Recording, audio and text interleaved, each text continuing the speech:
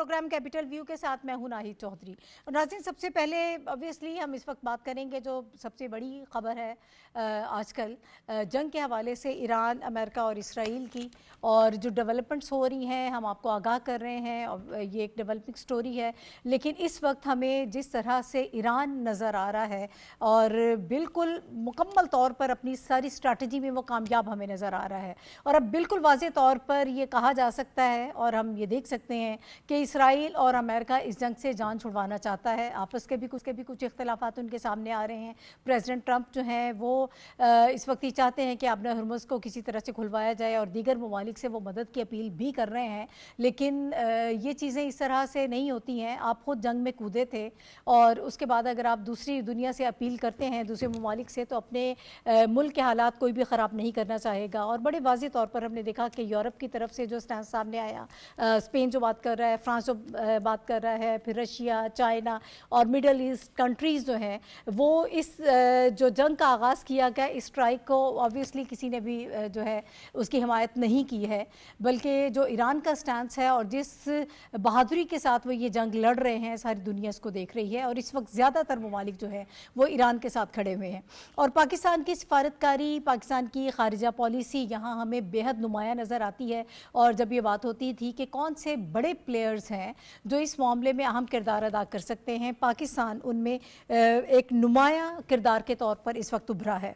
और इस चीज़ को न सिर्फ दूसरे ममालिक तस्लीम कर रहे हैं, बल्कि ईरान भी पाकिस्तान की सिफारतकारी को न सिर्फ तस्लीम कर रहा है बल्कि उसको अप्रिशिएट भी कर रहा है।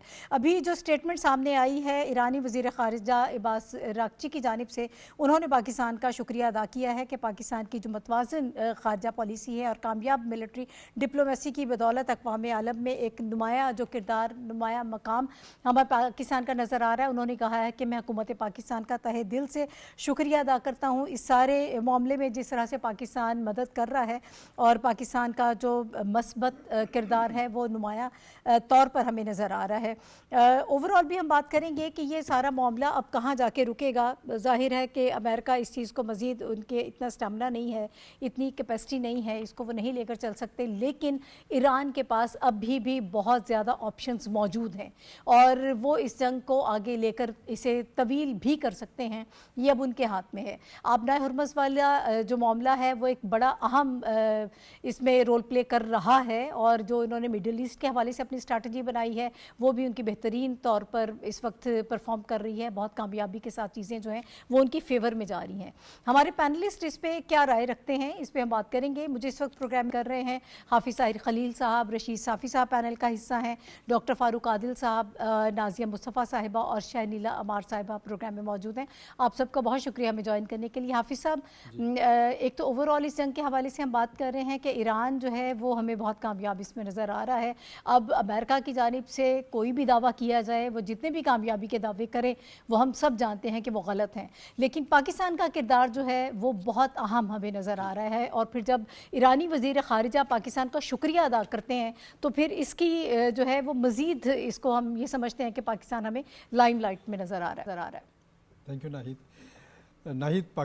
ईरान और इजराइल जंग को आज 17 रोज़ मुकम्मल हो चुके हैं और ये जंग जो है इसका सबसे बड़ा इम्पेक्ट जो है तेल की आलमी कीमतों पर पड़ रहा है।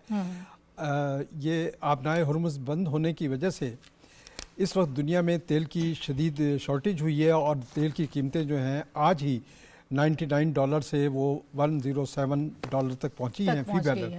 तो ये अभी ये रुझान चल रहा है जिसकी वजह से आलमी मईशतें भी मुतासिर हो रही हैं, दुनिया की स्टॉक मार्केट जो है वो क्रैश हो रही है और इसका इम्पेक्ट यकीनन पाकिस्तान पर भी पड़ रहा है।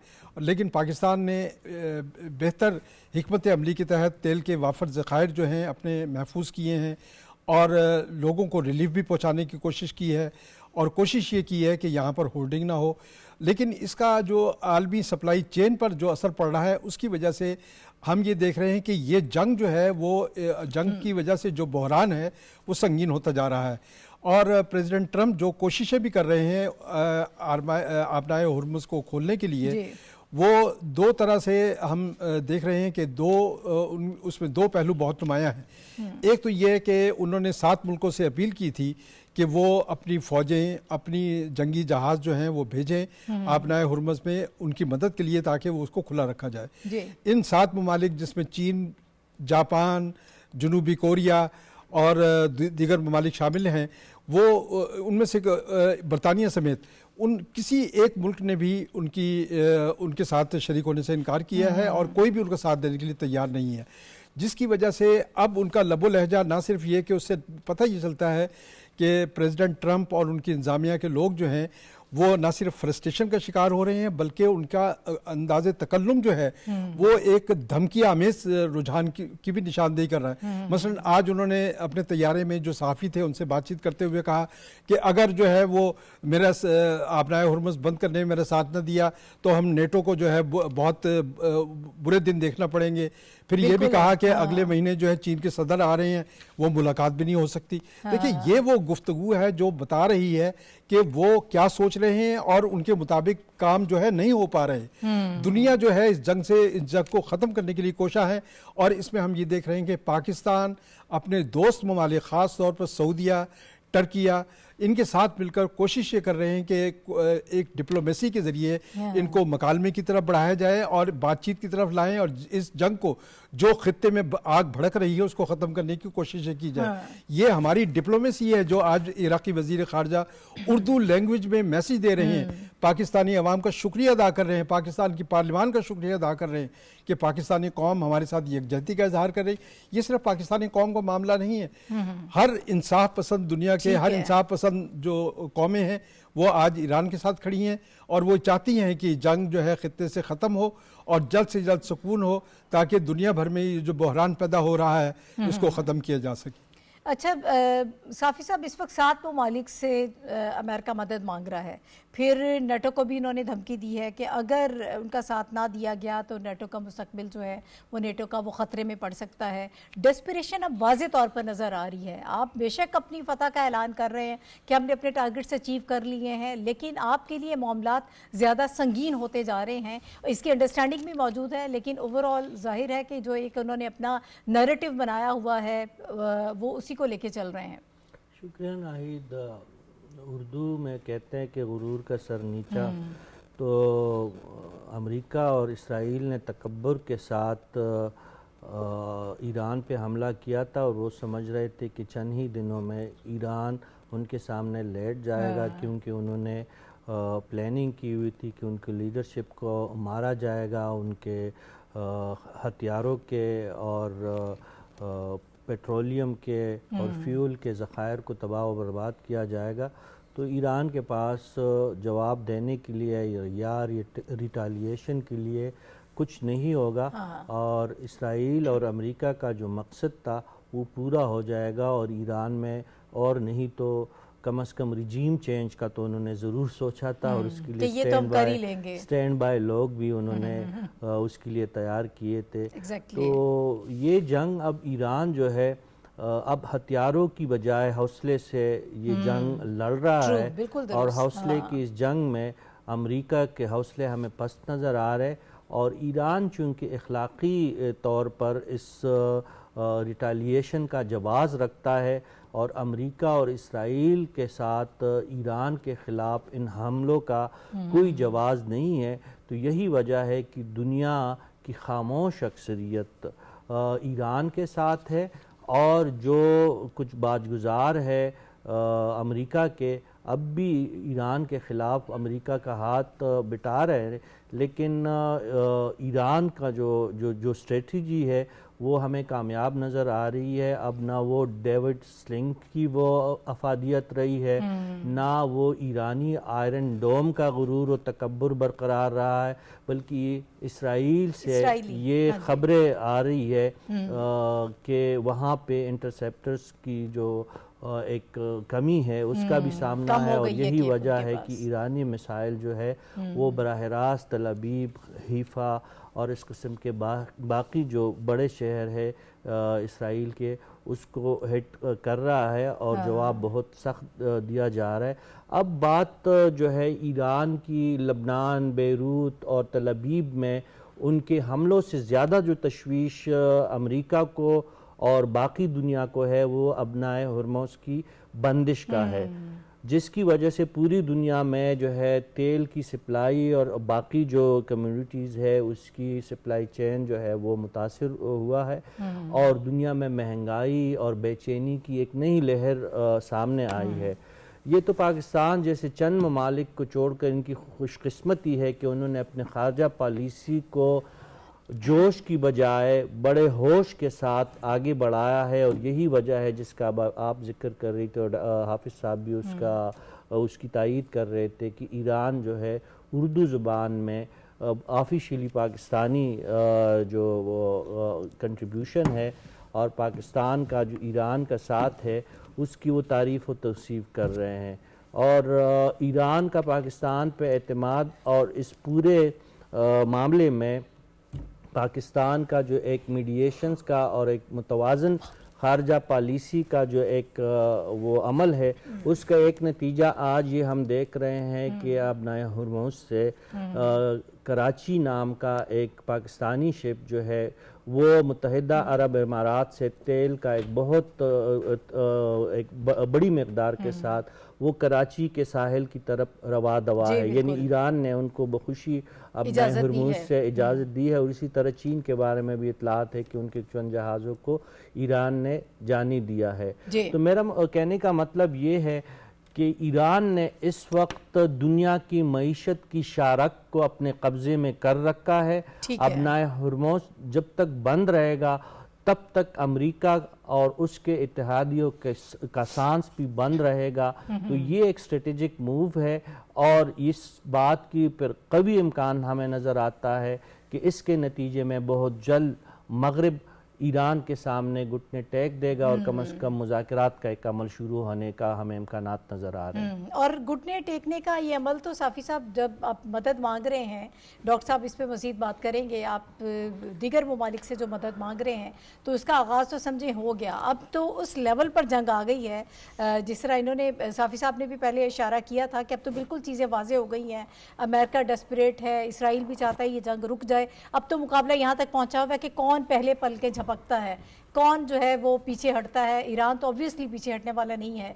अब पाकिस्तान के हवाले से जो हम पहले बात कर रहे थे, ईरानी वज़ीर ख़ारिजा ने जो अल्फाज इस्तेमाल किए हैं, जिस तरह उन्होंने खुसूसी शुक्रिया अदा किया है, उन्होंने कहा कि पाकिस्तान ने मुश्किल वक्त में ईरानी अवाम के साथ खड़े होने का अमली मुजाहिरा किया है, और ऑब्वियसली जो पाकिस्तान का स्टैंस है वो हमेशा उस पर हम कायम भी रहे हैं, और हमने एक बड़ा ज़बरदस्त बैलेंस क्रिएट किया है दूसरे जो खलीजी ममालिक हैं उनके साथ जो हमारे ताल्लुकात हैं, सऊदी अरब के साथ हम जिस मुआहदे में हैं उसके बावजूद अपने ईरानी मुसलमान मुल्क के साथ हम जिस तरह खड़े हुए हैं, इसकी कोई मिसाल नहीं मिलती है। जी डॉक्टर साहब। जी बिल्कुल नाहिद, इसकी मिसाल बिल्कुल नहीं मिलती, और मैं ये समझता हूँ कि मुस्लिम दुनिया में पाकिस्तान एक ऐसा मुमताज़ मुल्क है जिसकी पॉलिसी 1947 से लेकर आज तक वो कभी किसी मुसलमान मुल्क के ख़िलाफ़ नहीं गया।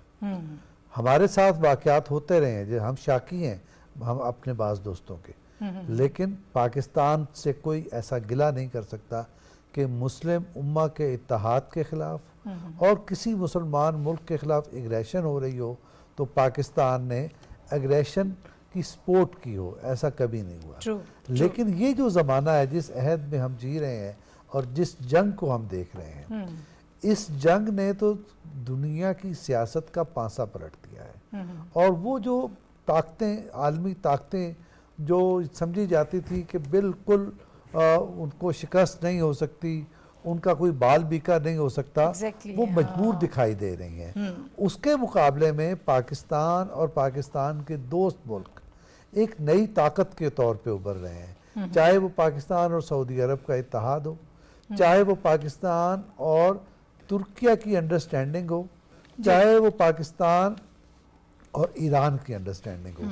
अब ये बात खुल के सामने आ गई है कि इसराइल क्या करना चाह रहा था। इसराइल ने एक तरफ महाज गर्म किया इंडिया के जरिए अफगानिस्तान में, उनको पैसे दिए, उनको टेक्नोलॉजी दी। अब तो ये कोई राज नहीं है ना, जो ड्रोन अफगानिस्तान से आ रहे हैं वो इसराइली हैं पाकिस्तान के खिलाफ। तो ये सब उन्होंने ये काम किया दरअसल पाकिस्तान को घेरने के लिए। हाँ जी। और इसके बावजूद कि इंडिया आपके मुखालिफ है, अफगानिस्तान को आपने इस्तेमाल कर लिया और ईरान की तरफ से आपको कठपुतली बिठाना चाहते हैं। और नेतन्याहू जिसका कुछ पता नहीं आज कहाँ है, नेतन्याहू ने बलोचिस्तान, ये जो ईरानी बलोचिस्तान है और कुर्द जो हैं उनको अपील की थी कि वो उठ खड़े हों इनकलाबी हुकूमत के खिलाफ, और इधर वो BLA की भी सपोर्ट कर रहे थे। तो ये एक ऐसी सिचुएशन थी जिसमें पाकिस्तान को भी फांसना मतलूब था, जिसमें ईरान को भी फांसना मतलूब था और मुस्लिम दुनिया को भी ज़ाक पहुँचानी मतलूब थी।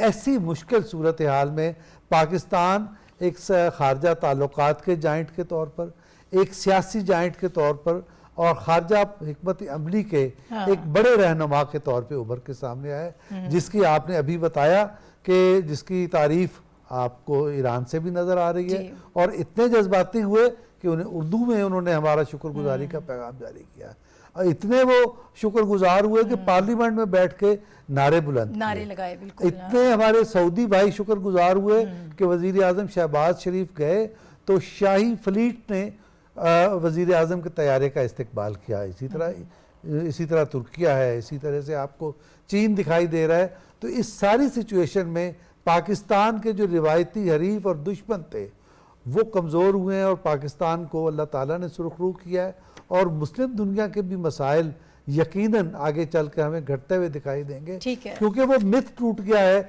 जिनके बारे में ख्याल था कि वो उनको शिकस्त नहीं दी जा सकती। ठीक है। अच्छा नाज़िया, अब जाहिर है कि ईरान क्यों मुज़ाकरात की मेज़ पर आए जब तक वो अपनी उनकी तरफ से बड़ी सॉलिड चीज़ें सामने आ रही हैं, वो जिसकी डिमांड कर रहे हैं कि ये जो रजीम चेंज और इस तरह की चीज़ें आप हमेशा सामने रखते हैं, जब तक एक प्रॉपर मुआहदा नहीं होगा कि आप इस किस्म के वाक़या दोबारा नहीं दोहराएंगे, ईरान के मामलात में आप इस तरह दखल अंदाजी नहीं करेंगे, उनके जो मुल्की सलामती के मामलात हैं उनको ख़ुद उसका फ़ैसला करने देंगे। अब उनके जो इस वक्त जो शराइत हैं, हम ये कहें ईरान की, उस पर अगर मुज़ाकरात होते हैं तो ठीक है, वरना ईरान इस वक्त मुज़ाकरात से इनकारी है, ना ही उनकी ज़रूरत है और ना ही अभी उनकी कोई ऐसी मजबूरी है कि वो फौरी तौर पर मुज़ाकरात की मेज़ पर आ जाएं। अब अमेरिका के लिए, इसराइल के लिए क्या ऑप्शंस हैं? अब कोई और हल नहीं है उनके पास, अब बात माननी पड़ेगी। बिल्कुल नाहिद, जैसे आपने कहा कि ना ईरान की ज़रूरत है और ना ही उसको किस तरह की जल्दी है कि वो मुज़ाकरात के लिए आए, क्योंकि मुज़ाकरात ही हो रहे थे ना जब अमेरिका ने और इसराइल ने उनके ऊपर हमला किया। अभी जो इतनी इंटरेस्टिंग सिचुएशन डेवलप हो गई है और ईरान का पलड़ा इतना भारी है कि आप यहाँ से अंदाज़ा लगा लें, ईरान एक तरफ है और बाकी सारे जो ममालिक हैं वो एक तरफ है। अमेरिका जो है एक जिसे आम जुबान में कहते हैं किस्म के घुटने टेकना या मिन्नतें करने पे आ गया है कि हमारी मदद करें, कि अगर किसी ने हमारी मदद ना की तो ये हो जाएगा, ऐसे जैसे वो हमेशा धमकियां देता है कि मैं ये कर दूंगा और ऐसे कर दूंगा।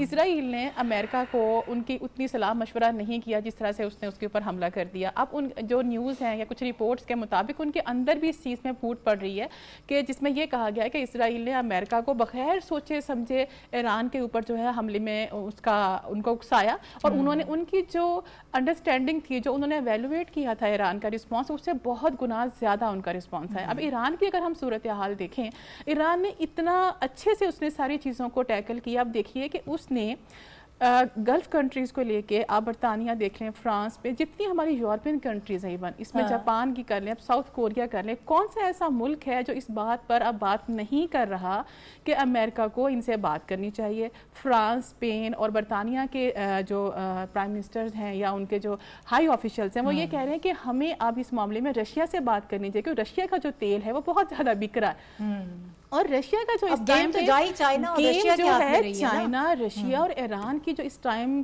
जो उसकी स्ट्रेंथ है वो बहुत ज्यादा है, क्योंकि वो बहुत ज्यादा तबाही कर रहे हैं वहाँ पे।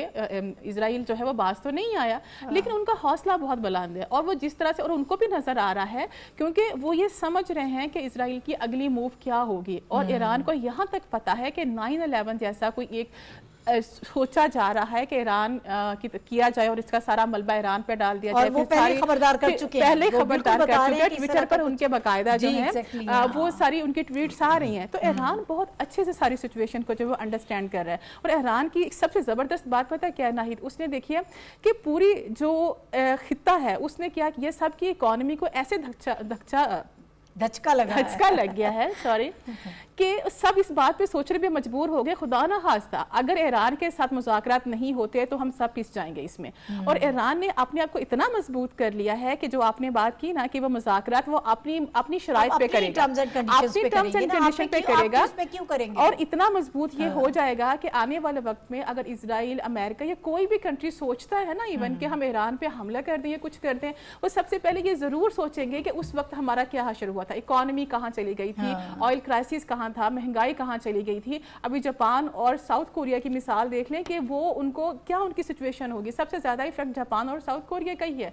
अभी नॉर्थ कोरिया ने अपने 7, 8, 9 जो मजाइल हैं वो कर लिए हैं, क्योंकि वो हमेशा से नॉर्थ कोरिया को हमने देखा है वो बेचैन ही रहता है कि कोई से पंगा तो नहीं ले सकता, तो हमें भी कर लें किसी तरह से। तो अभी जब साउथ कोरिया का जो सिचुएशन बनी हुई है ना इस टाइम अमेरिका को वो लेके सारा, तो उन्होंने भी अपने वो टेस्ट कर लिए हैं। तो अब देखिए north Korea, south Korea, Japan, France, Spain, Germany, Italy, कौन सा कंट्री है जो इस टाइम ये नहीं कह रहा कि अमेरिका ने बहुत बड़ी गलती की है इजराइल की बातों में आके। और अब अमेरिका चाह रहा है कि किसी तरह से फेस सेविंग मिले, लेकिन अभी सिचुएशन ये लगी नहीं मिलेगी। और अमेरिका को जितना नुकसान इस ट्रम्प एडमिनिस्ट्रेशन ने अभी इस ईयर में पहुंचा दिया है, कभी भी अमेरिका को इतना नुकसान नहीं हुआ ना, उसको कर रही है उससे पहले हमने नहीं देखा कि इस तरह कभी भी। और इजराइल का आप देखें ना, इनकी हिस्ट्री उठा के देखें ना, इन्होंने हमेशा कोशिश की है कि अमेरिका में कोई ऐसा आए ट्रम्प जैसी शख्सियत के ये शायद इंतजार में बैठे थे जिनको अपनी बातों में लगा के और ईरान और मुस्लिम कंट्रीज के खिलाफ अपना महाज खोल सकें। तो ट्रम्प उनके ट्रैप में आ गया। ट्रम्प जो हमेशा कहता था कि मैं जंग के हक में नहीं हूं, मैं जंगें बंद करवाता हूं, अब तो खुद उस ट्रैप में फंस गया है ना। अब उनको खुद एग्जिट नहीं मिल रहा। अब वो क्या कर रहा है, एक तरफ वो उन मदद भी मांग रहा है यूरोपियन कंट्री समेत सब ममालिक से, जो फैक्ट्रीज हैं 7-8 कंट्री से, साथ वो ये भी कह रहा है अगर आपने मेरी मदद ना की तो ऐसे हो जाएगा। वो फिर धमकियां भी दे रहे हैं ना, सब इस पोजीशन पे ही नहीं है ना, वो कुछ नहीं कर सकते हैं। बिल्कुल, अब वो नेटो कंट्रीज को साथ में आप धमकियां भी दे रहे हैं कि ये इसका मुस्तकबिल, ये तो वही बात हो कि मदद भी मांग रहे हैं और दूसरी तरफ से धमकियां भी दे रहे हैं, इस तरह से नहीं होगा। अच्छा शनीला, ये जब इंशाल्लाह जंग खत्म होगी, गल्फ कंट्रीज के लिए भी इसमें एक बड़ा लेसन है कि आपने साल अमेरिका को अपनी ज़मीन पर जगह दी, उनकी एयर बेसिस वहाँ पर थी कि शायद जब वक्त आएगा तो अमेरिका हमें प्रोटेक्ट करेगा, लेकिन ये सारी हकीकत भी खुलकर सामने आ गई, उनकी भी आंखें खुल गई कि ऐसा कभी भी नहीं होगा। एक तो इस पर मैं चाहूँगी आप अपनी राय दें। दूसरा, जो मैं नाज़िया से बात कर रही थी, अगर एग्जैक्ट वर्डिंग इस वक्त मेरे सामने है, ईरान के जो सदर मसूद पुशकियान हैं उन्होंने जंग बंदी के लिए 3 शराइत सामने रखी हैं।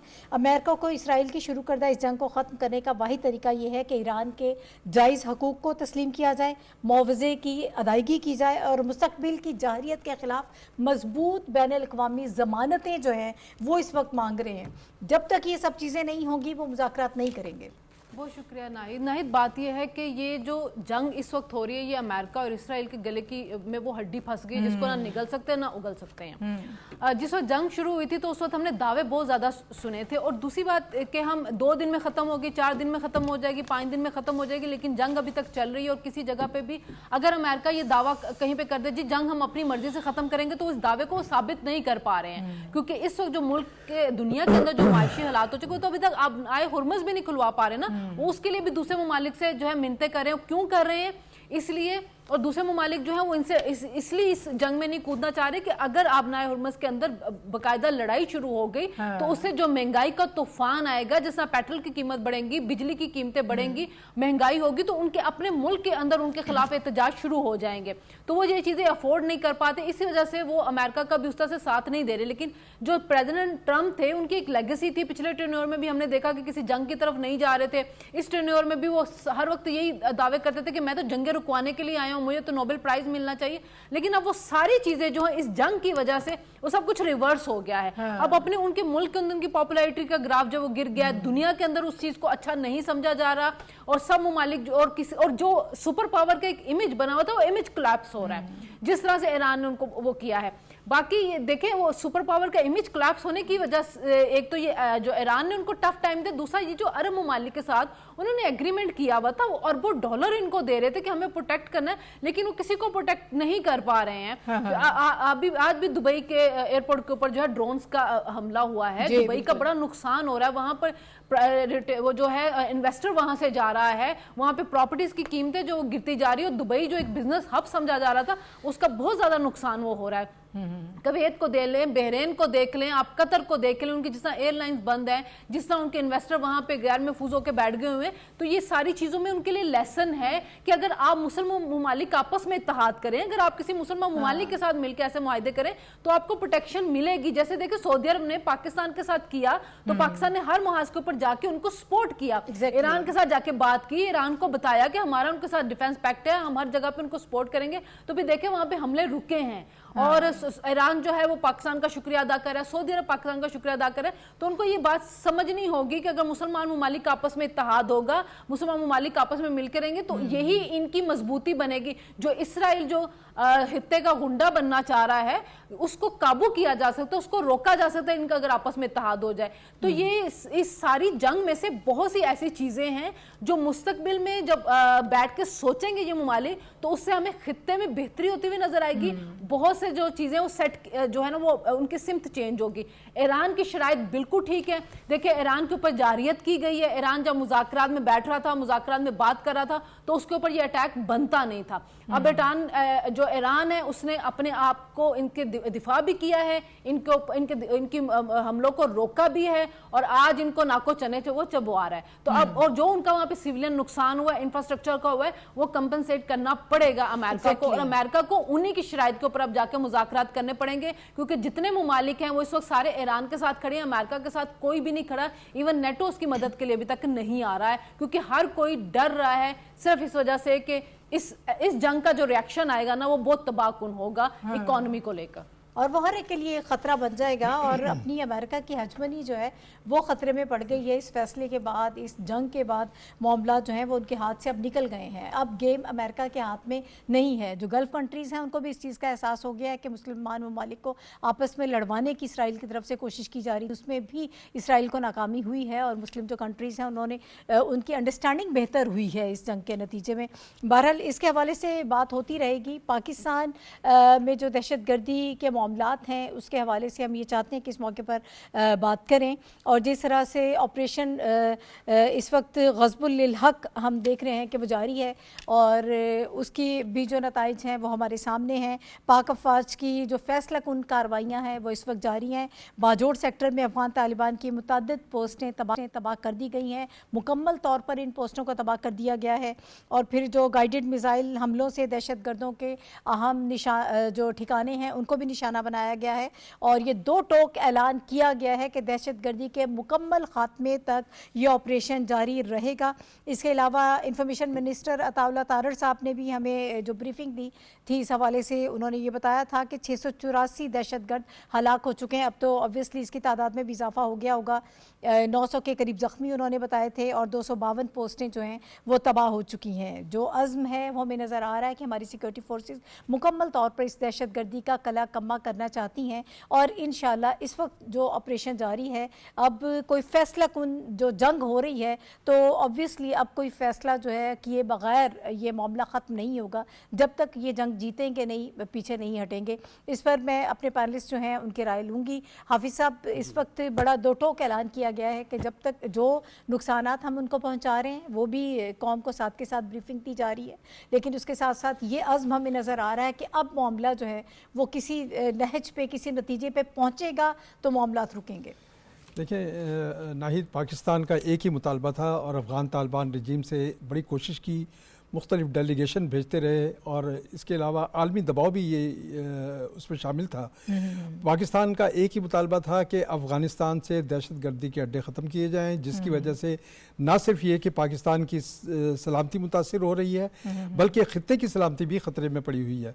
लेकिन अफ़गान तालिबान रजीम ने इस पर तवज्जो नहीं दी बल्कि इनको प्रोटेक्ट किया और पाकिस्तान को मजबूरन अफ़गान तालिबान रजीम की सरपरस्ती में चलने वाले जो अड्डे हैं उनको ख़त्म करने के लिए ये अब कार्रवाइयाँ करना पड़ी जी। हैं और फ़िज़ाई कार्रवाई के नतीजे में अफ़गानिस्तान के बेशतर इलाकों में इन अड्डों पर जो है इंटेलिजेंस बेस जो है वो टारगेट किया जा रहा है ख़त्म करने के लिए। इसके जवाब में आप ये देखें कि जानबूझकर अफ़गान तालिबान रजीम की जानिब से पाकिस्तान के शहरी इलाकों पर अटैक किया जा रहा है। कल बाजोड़ में जो हुआ कि 4 जो हकीकी भाई हैं वो उनकी डेथ हो गई है एक हमले में। इसी तरह पाकिस्तान के दीगर इलाकों को भी ये टारगेट कर रहे हैं, शहरी इलाकों को टारगेट कर रहे हैं। लेकिन इसके साथ साथ हम देख रहे हैं कि आलमी दबाव बढ़ रहा है। चमन में जो अफ़गानिस्तान जो चमन में यूनाइटेड नेशन के जो मंदूब हैं उनका स्टेटमेंट जो है आंखें खोलने के लिए बहुत काफ़ी है। जो ये जिन्होंने ये खुलकर बात की है कि अफ़गानिस्तान में तालिबान रजीम की सरपरस्ती में चलने वाले दहशतगर्दी के अड्डों ने ना सिर्फ ये कि पाकिस्तान बल्कि उन्होंने ये कहा है कि पूरे खित्ते की सलामती को ख़तरे में डाल रखा है और ये ख़त्म होने चाहिए। इसके साथ ही हम देख रहे हैं कि चीन जो है बड़ा सरगर्म रोल अदा कर रहा है जी। पाकिस्तान और अफ़गानिस्तान के दरमियान एक ऐसे हल की जानिब ताकि पुरअमन तरीके से ये मसला हल किया जा सके। अभी चीन के जो मुस्तकिल नुमाइंदे हैं बराए अफ़गानिस्तान उन्होंने विज़िट किया है काबुल का, वहाँ तालिबान रजीम से बात की है कि ये जब तक TTP, दाइश, ETIM और दीगर जो हैं वो दहशतगर्द तंजीमें जब तक यहाँ पर गैर फ़ाल नहीं होंगी तो ये लड़ाई जो है चलती रहेगी। आप इसको ख़त्म करें और इसके खात्मे के लिए मौसर इक़दाम करें। ठीक है। और यही वजह है कि उन्होंने पाकिस्तान में भी पाकिस्तानी हुकाम से भी बातचीत की है और पाकिस्तान इस बात पर आमादा है कि अगर अफ़गानिस्तान से ये हमें गारंटी मिल जाए और वहाँ पर ये अड्डे ख़त्म हो जाएँ तो हम जो है ये कार्रवाई रोकने के लिए तैयार हैं, वरना जब तक ये अड्डे कायम हैं तो उस वक्त तक ये कार्रवाई जो है मौसर अंदाज में चलती रहेगी। ठीक है। अच्छा साफ़ी साहब, ये जो बाजोड़ वाली यहाँ पे हम जिक्र कर रहे हैं शहरी आबादी पर हमला किया गया, ये बदहवासी में इस किस्म की कार्रवाइयाँ की जा रही हैं या जानबूझ के किया जा रहा है? और हुकूमत ने भी ज़ाहिर है कि सख्त ऐलान का जो है वो सिक्योरिटी फोर्सेस की तरफ से ऐलान किया गया है कि जवाब दिया जाएगा और इस हमले को बैनुल-अक़वामी कवानीन की खिलाफ वर्जी भी करार दिया गया है। जी बिल्कुल, बैनुल-अक़वामी क़वानीन की तो खिलाफ वर्जी है और ये खुली दहशत गर्दी है। इसको ना तो हम कोई जवाबी कार्रवाई कह सकते, जिस तरह पाकिस्तान ऑपरेशन ज़रबुल हक़ के तहत अफ़गानिस्तान में दहशत गर्दों के ठिकाने और उन असला और एमुनेशंस और बाकी जो स्ट्रेटेजिक मकामात है सिर्फ उन मकामात को निशाना बना रहा है जो पाकिस्तान की सलामती के लिए ख़तरा हो। इसकी ताज़ा मिसाल जो है 2 दिन पहले कंदहार के मज़ाफ़ाती इलाक़े में वो खुसूसी टनल था जिसके ज़रिए से पाकिस्तान के अंदर हमले हो रहे थे। वहाँ पे ड्रोन टेक्नोलॉजी से लेकर जो इसराइल और इंडियन प्रॉक्सी के ज़रिए वो सारी चीज़ें वहाँ पे जमा थी जो पाकिस्तान की सलामती के लिए भिजवाई जा रही थी या स्टोर की जा रही थी। उसी इलाके को पाकिस्तान ने हिट किया और आज तक तालिबान वो सबूत नहीं दे सका कि पाकिस्तान ने किसी सिविलियन इलाकों को निशाना बनाया है। पिछले हफ्ते आपने देखा कि छोटे ड्रोन भिजवाने की कोशिश की पाकिस्तान की शहरी इलाकों में, पाकिस्तान के एयरफोर्स के शाहीनों ने उसको नाकारा बना दिया है। ये बाजोड़ में जिस घर पे हमला हुआ है ये भी एक खुली दहशत गर्दी है। ये बिल्कुल बौखलाहट है और दहशत गर्द जो है वो उनकी आखिरी सांसें दहशत गर्दी की चल रही है। पाकिस्तान ने जो ऑपरेशन शुरू किया है अफ़गानिस्तान के अंदर बहुत भारी नुकसान पहुंचाया है पाकिस्तान के दुश्मनों को, खुसूसन TTP, ETIM, BLA और इस किस्म की जो बाकी दहशत गर्द तंजीमें हैं जिसमें ISKP वगैरह भी शामिल है। उनके ठिकानों को तबाह बर्बाद किया है, उन जगहों को निशाना बनाया है जहाँ पे पाकिस्तान पे हमले हो रहे थे। और आप बैनुल-अक़वामी क़वानीन की बात कर रही थी, ताज़ा मिसाल अक़वाम मुत्तहिदा की सलामती कौंसिल की है जिसने 22 मज़ीद अफ़गानी जो रहनुमा है जिस पे ये मौजूदा वज़ीर ख़ारजा अमीर ख़ान मुत्तकी, मौजूदा वज़ीर दाखिला सिराजुद्दीन हक़ानी, मौजूदा वज़ीर तालीम नदीम नदा और इस किस्म के बाकी 22 इंतहाई अहम जो तालिबान के रहनुमा है उन पे ताज़ा पाबंदियाँ आयद की है। तो इसका मतलब ये है कि सिर्फ पाकिस्तान को अफ़गानिस्तान की क़यादत से शिकायत नहीं है, अक़वाम आलम भी इनकी सरकशी और आलमी कवानीन को अपनी जूते के नोक पे रखने के अमल से तंग आए हैं। और इसकी एक जो ताज़ा मिसाल जो मैंने आपके सामने रखी है, इस्लामती कौंसिल की 22 मज़ीद तालिबान रहनुमाओं पे ये ताज़ा पाबंदी है, तो पाकिस्तान का मौक़िफ़ बिल्कुल दुरुस्त है। तालिबान जो है वो ना इस्लामी शरीयत और एक हमसायगी का हक अदा कर सकते हैं, न वो आलमी कवानीन का कोई उसका पास रख रहे हैं। बिल्कुल। अच्छा डॉक्टर साहब, ये तो ऑब्वियसली हम सब ये जान रहे हैं कि वो किसी चीज़ का अब उनको लिहाज नहीं है, जिस किस्म की कार्रवाइयाँ कर रहे हैं, शहरी आबादी को निशाना बनाने की कोशिश कर रहे हैं, बौखलाहट ही है जो साफ़ी साहब जिसका जिक्र कर रहे हैं कि बदहवासी में अब ये सारा काम किया जा रहा है, अब कोई ऑप्शन नहीं है। हम क्या एक्सपेक्ट कर रहे हैं इस ऑपरेशन के नतीजे में? देखिए, हम तो एक तो ये बहुत ओबियस बात है कि जो हमारे यहाँ अदम इस्तेहकाम पैदा करने की कोशिश थी उसका ख़ात्मा हो जाएगा और हमारे यहाँ यानी दाखिली इस्तेहकाम पैदा होगा, खारजी इस्तेहकाम पैदा होगा और आपकी मैशत चल सकेगी। तो एक तो ये हमारा बुनियादी मकसद है ना, लेकिन सिर्फ इतना मकसद नहीं है, हम इस पूरे ख़ित्ते में इस्तेहकाम चाहते हैं। मुख्तलिफ अक़वाम जो हैं, ये जो सार्क नेशंस हैं, इनके दरमियान भी और मगरिब की तरफ भी, इनके साथ भी हम खुशगवार ताल्लुकात चाहते हैं और इन इलाकों में हम चाहते हैं कि खुशहाली पैदा हो। और इसके अलावा आपके ये जो एरिया है सेंट्रल एशिया और सेंट्रल एशिया से मॉस्को तक, यानी कुदरती जो रास्ता है शाहराह रेशम का, इसकी बहाली चाहते हैं ताकि ये जो एक अपना सकाफ़ती तौर पर एक किस्म के मिजाज रखने वाली अक़वाम है, इनके दरमियान रास्ते खुले, इनके दरमियान तिजारत हो, इनके दरमियान हम आहंगी पैदा हो। इसमें वाहिद रुकावट जो है इंडिया और उसके कासालेस यानी तालिबान इंतज़ामिया है। तो इसकी वजह से ये मसाइल पैदा हो रहे हैं और हम इनके ख़ात्मे के लिए ये जिद्दोजहद कर रहे हैं कि ये जो इस वक्त हमारा ऑपरेशन, टारगेटेड ऑपरेशन या इंटेलिजेंस बेस ऑपरेशन अफ़गानिस्तान में है, ये सिर्फ पाकिस्तान के लिए नहीं है, ये इर्द गिर्द के लिए भी है और पूरी दुनिया उम्मीद की नज़रों से हमारी तरफ देख रही है कि कितनी जल्दी हम इसे कामयाबी से हम किनार करके इस खित्ते को इस्तेहकाम भी देते हैं और खुशहाली का रास्ता भी खोलते हैं। ठीक है जी, Nazia you take on it. देखिए, इसमें तो कोई शक नहीं है कि पाकिस्तान चाहता है वो यही है कि अफ़गानिस्तान से जो दहशत गर्दी हो रही है, जो उनकी सरजमीन इस्तेमाल हो रही है, वो हमारे ख़िलाफ़ ना हो।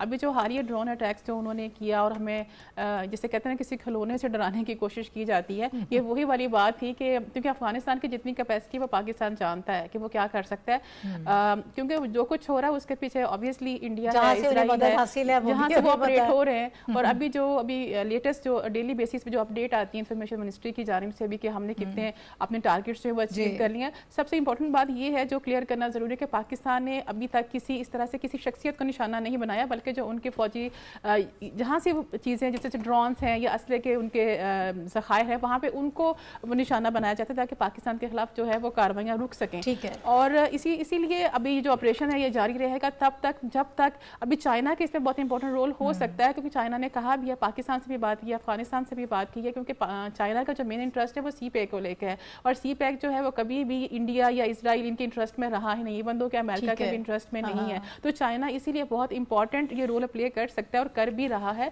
लेकिन बात यह है कि पाकिस्तान अब इसी तरह से सिर्फ जुबानी बात या लिखी हुई बात भी यकीन नहीं करेगा जब तक चाइना या कोई और कंट्री खुद उसकी इतनी गारंटी ना दे कि हाँ अब अफगानिस्तान की सरजमीन से आपके खिलाफ कोई दहशतगर्दी की कार्रवाइयां नहीं होगी, तब हो सकता है कि पाकिस्तान इस चीज को। ठीक है शरीला, ये जो आपने पहले वादे किए थे पूरी दुनिया से, अब आपको वो वादे पूरे करने पड़ेंगे।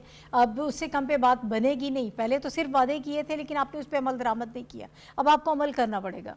नहीं, बात यह है कि ये तो शुरू दिन से हमारा मौक़िफ़ है और हम यही बात इनको कह रहे हैं कि जो दोहा एग्रीमेंट में आप चीज़ें मान के आए थे उसके ऊपर अमल दरामद अब आप करवाएं। पाकिस्तान देखें, पाकिस्तान को कोई शौक नहीं है कि वो पाकिस्तान इस सारे हमले करे या पाकिस्तान ये सब कार्रवाइयाँ कर रहा हो। वजह यही कि पाकिस्तान ने अपने शहरियों को, अपने मुल्क को प्रोटेक्ट करना है। बार बार उनको ये बात कही गई थी कि आपके मुल्क के अंदर दहशतगर्द तंजीमें हैं जो वहाँ से दहशतगर्दी करके पाकिस्तान को नुकसान पहुँचा रही हैं। और ये हर दफ़ा बैठते थे, मुज़ाकरात करते थे, खुद ही मान रहे होते थे हाँ हमारे मुल्क में तंजीमें, हम उनके खिलाफ कार्रवाई करेंगे, लेकिन कभी की नहीं थी ना, तो वो एक एतमाद का फुकदान अब पैदा हो चुका है। अगर ठीक है कि दूसरे ममालिक अगर इंटरवीन करते हैं, बिठा के मुज़ाकरात करते हैं, लेकिन बात यह है कि जब तक अमली काम नहीं होगा उससे तो कुछ नहीं हो सकता। अब हाली मुज़ाकरात नहीं होंगे, एग्रीमेंट नहीं, उस वक्त तक हम मुज़ाकरात करते रहेंगे, साथ जंग भी करते रहेंगे, जब तक अमली इक़दामात इनकी तरफ से नहीं होंगे, ये सबूत नहीं दे देंगे कि हाँ हमने अमली तौर पे अपने मुल्क के अंदर दहशतगर्द तंजीमों का खात्मा कर दिया। अब वहां से कोई दहशतगर्द तंजीमें ऑपरेट नहीं करती, कोई थर्ड मुल्क वहां पे जाके चेक करके इन्वेस्टिगेट करके बता नहीं देता कि हाँ वहां पे सब कुछ खात्मा हो चुका है। उस वक्त मेरे ख्याल में पाकिस्तान को ये इंटेलिजेंस बेस्ड हमले रोकने नहीं चाहिए। आप ये देखें जब से ये हमले हो रहे हैं पाकिस्तान के अंदर दहशतगर्दी कम हो गए, तो भाई हमने अपने मुल्क का दिफा करना है, हमने अपने मुल्क की इकोनॉमी को बेहतर करना है। और ये ऑपरेशन हमारी फर्स्ट ऑप्शन नहीं था, हमने बहुत बर्दाश्त किया और उसके बाद ये फैसला किया गया। वक्त खत्म हो गया। मेरे तमाम तो पैनलिस्ट जो मेरे साथ मौजूद थे, आप सबका बहुत शुक्रिया हमें ज्वाइन करने के लिए। इसके साथ ही नाज़रीन इजाज़त दीजिए, आपसे मुलाकात होगी कल। अल्लाह हाफिज़।